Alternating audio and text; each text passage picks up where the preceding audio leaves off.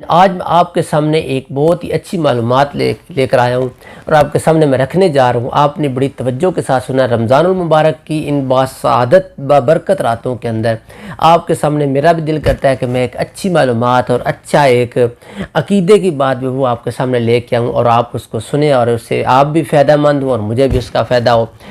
अच्छा, यहाँ पर क्या है कि देखें, हम मुसलमान जो होता है वो ईमान लेके आता है।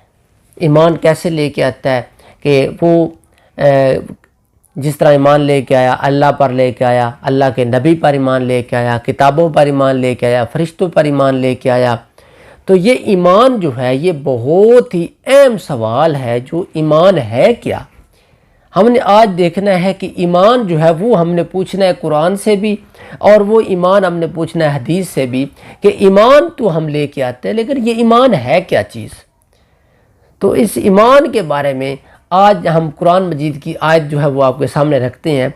आइए कुरान मजीद देखते हैं कि कुरान मजीद ईमान के बारे में क्या कहता है कि किस तरह ईमान लेके आना है और किस तरह आपका ईमान कंप्लीट होगा। आपका जो अकीदा है वो किस तरह कंप्लीट होगा, आपने किस तरह ईमान लेके आना है। तो यहाँ पे सबसे पहले मैं ईमान की तारीफ़ करूँगा कि ईमान क्या होता है। इंसान ईमान लेके आता है, मुसलमान ईमान लेके आता है। तो ईमान क्या होता है?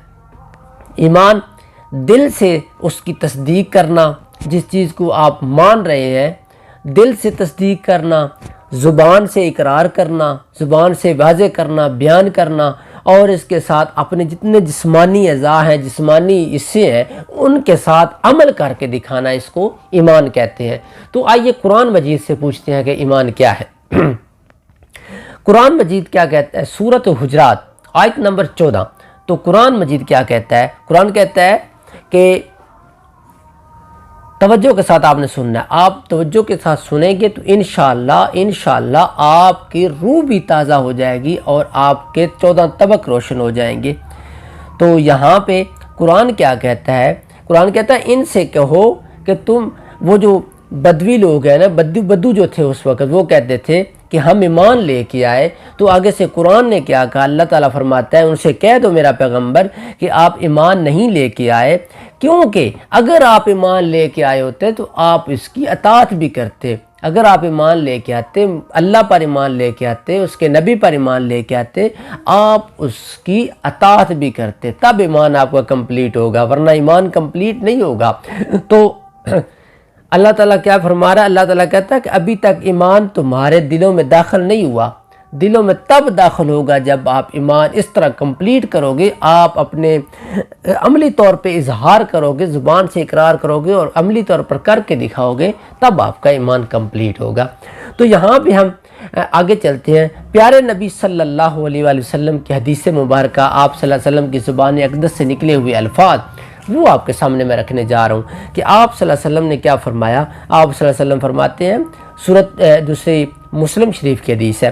तो आप सल्लल्लाहु अलैहि वसल्लम क्या कहते हैं? ईमान ये है कि तू अल्लाह और उसके फरिश्तों और उसकी किताबों और उसके रसूलों और क़यामत के दिन पर ईमान रखता हो।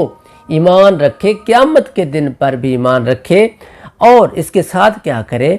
हर अच्छी और बुरी तकदीर पर भी ईमान लेके आए कि जो अच्छी तकदीर होती है या बुरी तकदीर होती है ये एक अल्लाह की तरफ से होती है और किसी की तरफ से नहीं होती। ये सब कुछ अल्लाह ही की तरफ से होता है और किसी से कुछ भी नहीं हो सकता। अच्छी तकदीर मेरी लिख दे या बुरी लिख दे, ये उसी का करिश्मा है, ये उसी की सूरत है। कुन फयकून का वो मालिक है, वो जिस तरह चाहे उस तरह कर सकता है। तो यहाँ पर एक और मैं आपके सामने एक कौल बयान करने जा रहा हूँ। हज़रत हसन बसरी रहमतुल्लाह अलैह, उनका कौल मैं आपके सामने रखने जा रहा हूँ। तो वो क्या कहते हैं? हज़रत हसन बसरी क्या कहते हैं? वो कहते हैं ईमान तमन्ना और ज़ाहिरी रैश का नाम नहीं। वो कहते हैं अपने आप को ऊपर से सजाना, सजावट बनाना, अपने आप को खूबसूरत बनाना, इसका नाम ईमान नहीं है। बल्कि ईमान किसका नाम है? वो कहते हैं ईमान तो वो दिल की गहराइयों में पाई जाने वाली चीज़ का नाम है। दिल की गहराइयों में पाने वाली चीज़ है ईमान, जिसकी तस्दीक कैसी होगी? अमल से होगी।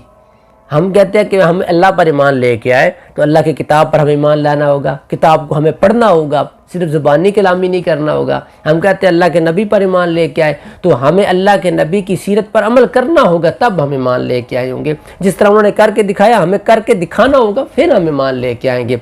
आगे हम कहते हैं कि हम अल्लाह के जो किताबें हैं अल्लाह ने जो नाज़िल की हैं उनके ऊपर भी ईमान लेके आए। अगर किताबों के ऊपर ईमान लेके उनको उसी तरह मानना होगा जिस तरह किताबें जो है वो अल्लाह ने उतारी हैं, और हमने उनको किताबों को इतनी तस्दीक करनी होगी, ज़ुबान से इकरार करना होगा कि हम उन किताबों पर ईमान लाए हैं जो किताबें अल्लाह ताला ने नाज़िल की हैं।